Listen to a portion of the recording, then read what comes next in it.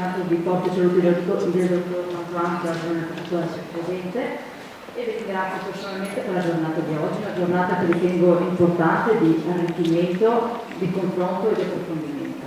Quindi grazie. Il mio compito è quello di sviluppare il tema del DM70, un provvedimento importante di riorganizzazione sanitaria, ma più propriamente di organizzazione ospedaliera. Quindi darò dei flash, dato anche il tempo, mi scuso di non approfondire in maniera opportuna, ma insomma alcuni concetti sono stati riportati anche nella precedente relazione e anche in questa mattinata. Brevemente il contesto: abbiamo visto i 40 anni del sistema sanitario, per la prima parte dell'evoluzione del sistema, con la partecipazione delle comunità locali, comunità di gestione e una crisi, un deficit, quindi la fase della realizzazione del 92 con la riforma, la crisi economica, e poi c'è stata una scelta che ha visto una valorizzazione del governo sovraziendale, cioè l'aziendalizzazione in sé non ha garantito di poter erogare tutti i servizi essenziali in maniera sostenibile, quindi c'è stata una presa di coscienza che ha portato a delle strade che vedremo in maniera diversa per il livello nazionale e il livello regionale, con molte regioni che hanno assunto un ruolo di governo molto importante. Non mi soffermo sul fatto che il sistema sanitario nazionale sia un buon sistema sanitario, ve l'ho scontato perché è vero. Nel sistema sanitario regionale abbiamo delle differenze. Questa è l'ultima classifica ufficiale della guida delle regioni, in punteggio REA. Il Veneto per la prima volta risulta essere la regione che riesce a mantenere, a garantire i livelli essenziali di assistenza più di tutte quante le altre regioni, con un punteggio migliore. Non per autoreferenzialità, ma perché è la prima volta che succede. Abbiamo fatto un'evoluzione, un percorso che ha portato anche a questo. Tra le premesse, sempre a flash, l'organizzazione ospedaliera non è possibile se non esiste una programmazione. Non si può organizzare un servizio se non si sa dove si vuole andare. C'è una differenza importante nel livello centrale. Il Ministero, l'ultimo piano sanitario nazionale è del 2006. C'è stata un'intesa Stato-Regioni, quindi non un decreto e un piano, ma il patto per la salute del 2013. Il DM70 per la parte dell'assistenza ospedaliera è stato l'ultimo provvedimento importante del 2015. Contemporaneamente le regioni hanno avuto la possibilità di fare della programmazione attraverso, nel nostro caso, il piano sanitario 2012, le schede di dotazione ospedaliera, e poi vedremo una delibera di attuazione del DM70. Il motivo per cui non può esistere organizzazione se non c'è programmazione è che si sono creati degli squilibri tra il livello di indirizzo e il livello di controllo. Il Ministero è stato molto presente attraverso spending review, i tavoli, gli adempimenti, una serie di temi sui farmaci, sul personale, molto squilibrato verso il controllo. Alle regioni è stato dato l'incarico di riuscire in qualche maniera a riequilibrare gli indirizzi e i controlli. Nei fatti queste sono le regioni che nell'ultimo triennio hanno effettuato delle riorganizzazioni del loro sistema sanitario. È indubbio il fatto che bisogna riorganizzarsi, perché non c'è alternativa a trovare un'organizzazione migliore che riesca però a garantire sempre i livelli essenziali di assistenza. Non stiamo mettendo in dubbio l'erogazione dei servizi, stiamo cercando soluzioni nuove organizzative che migliorino l'efficienza. L'organizzazione è una scelta strategica di sistema. Questa slide che riporto è stata presentata tante volte dal dottor Mantuan. L'organizzazione è uno dei pilastri delle scelte strategiche, assieme a una programmazione a lungo termine, assieme all'utilizzo di strumenti specifici e assieme a un quarto punto che vedremo più avanti. Anche queste le prossime due slide sono due slide che immagino conosciate. Ormai è diventato di uso comune parlare di modelli di luogo di cura in Veneto, della differenziazione tra le tipologie di ospedali, delle cure intermedie. Sono questi quanti concetti che ormai organizzativi che sono entrati a far parte della nostra strategia organizzativa. Hub, spoke, nodi di rete. Ormai ognuno sa qual è il ruolo del proprio ospedale all'interno della rete. Certo, il DM70 e in generale non si può parlare di analisi organizzativa in senso generale, ma bisogna specificare dove. C'è l'organizzazione del processo erogativo, la disponibilità di strutture, posti letto, ospedali, il processo assistenziale che porta a un esito. C'è l'organizzazione delle attività degli ospedali, c'è l'organizzazione del sistema ospedaliero. È importante chiarire di quale organizzazione parliamo. L'organizzazione non garantisce appropriatezza, sostenibilità e qualità. Non è compito dell'organizzazione garantirlo, ma creare le condizioni perché possano essere garantite appropriatezza, sostenibilità e qualità. Anche qui faccio un flash su quali sono i contenuti del DN70 che immagino conosciate. Utilizzo delle parole chiave che nel 2015 erano nuove e che ormai sono diventate di uso comune e sono le stesse che vanno a identificare i capitoli stessi del decreto ministeriale. La gerarchia degli ospedali, hub and spoke, i bacini per specialità, i volumi esiti nel programma nazionale esiti, il governo clinico come standard dell'accreditamento, le reti tempo dipendenti e gli ospedali di comunità. Ormai è di uso comune, abbiamo domestichezza con questi termini, li conosciamo e abbiamo cominciato a migliorare anche alcuni aspetti che nel 2015 sembravano essere innovativi. Mi soffermo giusto un attimo di più sulla parte, su questa slide che va a mettere in parallelo i cardini del DN70, quelli alla vostra sinistra, e quello che è stato un provvedimento importante della Regione Veneto, che sono le schede di dotazione ospedaliera. Nel 2013 le schede di dotazione ospedaliera del Veneto hanno delle caratteristiche innovative che non c'erano prima, che altre regioni non hanno. Hanno una serie di note e di approfondimenti che danno un quadro un po' più specifico. In particolare, nella DN70 si parla di gerarchia degli ospedali. Nelle schede ospedaliere del 2013, cioè 2 anni prima, definivamo ogni ospedale hub a valenza provinciale, SPOC, nodo di rete, c'era per la prima volta, si dava un nome a un ospedale, esattamente come il DN70 chiederà dopo, nei 2 anni successivi. I bacini di specialità, ormai dopo vedremo, ma abbiamo dimestichezza sul fatto che non può esserci la cardiochirurgia in tutte quante gli ospedali del Veneto. In effetti sulle schede di dotazione ospedaliera del 2013, a fianco, questa è una scheda reale, nella riga dove c'è scritto cardiochirurgia, c'è scritto struttura di riferimento per le province di, quindi creava già un bacino di utenza per specialità. Volumi e esiti, sempre nel 2013 si definivano quali erano gli ospedali che potevano erogare una prestazione, che è quella della chirurgia sinologica, la breast unit, erano individuate già nel 2013. Nel DN70 c'è una soglia specifica di 150 interventi come numero minimo.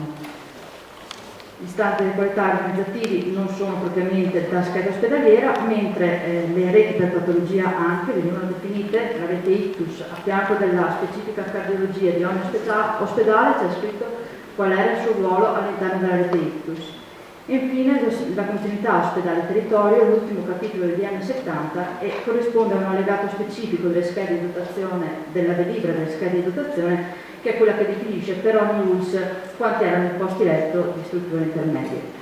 Questa slide è molto riassuntiva, ma vuole semplicemente evidenziare il fatto che il percorso che ha portato il DN70 è un percorso iniziato prima nelle regioni, che rilevavano la necessità di gerarchia, bacini, volumi, reti, e quindi è stata una conseguenza che ci ha trovato per fortuna ben preparati.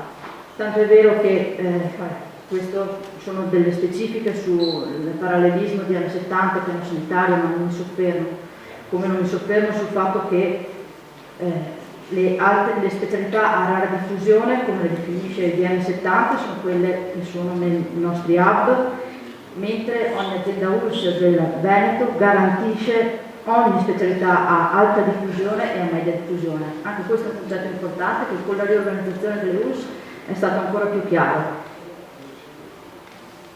Il discorso dei volumi esiti. Il DN70 definisce delle soglie. Il programma nazionale esiti a livello nazionale fa un'analisi ogni anno, approfondisce ogni indicatore. Nel Veneto, questo l'ho fatto vedere, l'ho tirato giù ieri, sappiamo al 3 di settembre 2018 quali sono i volumi di tutti quanti gli indicatori del PNE nelle nostre strutture. Siamo passati da un livello programmatorio del DN70 che dava un'indicazione di massima a un livello gestionale, uno strumento di gestione. Il PNE deve diventare uno strumento di gestione delle nostre aziende ULS.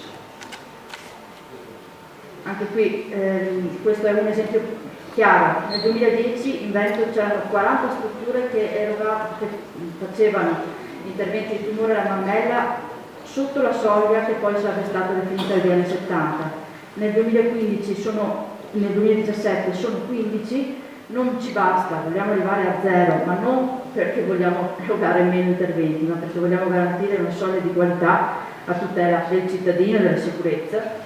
Quindi una delibera di novembre del 2017 definisce ancora più puntualmente dove e in quali ospedali viene effettuato questo intervento. Le reti, il DM70 ne chiede un numero limitato, stiamo continuando a proliferare reti, adesso se le mettiamo anche in rete riusciamo a fare il vero passaggio epocale. Il Ministero chiede un tavolo di monitoraggio degli adempimenti del DM70.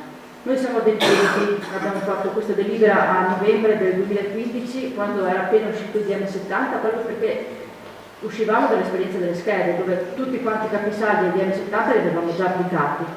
Non è una cosa scontata, è storia di questi giorni che la Sardegna non è adempiente. Cioè, la Regione della Sardegna nella programmazione fatta nell'anno 2017, cioè 2 anni dopo il DM70, ancora non riesce a entrare nelle linee programmatiche previste, organizzative previste dal DM70. Come dicevamo, ci sono livelli organizzativi diversi, gli standard riguardano i processi lavorativi, volumi e esiti, reti per patologia riguardano l'ospedale, gerarchia, vaccini, identificazione e accesso delle strutture intermedie riguardano il sistema sanitario regionale nel complesso. Dopo il DM70 cosa succederà? Una buona organizzazione ha bisogno di un monitoraggio e controllo continuo. La quarta scelta strategica della Regione Veneto si chiama ruoli specifici e coerenti. Abbiamo fatto una riforma nella legge 19. L'intento è esattamente questo.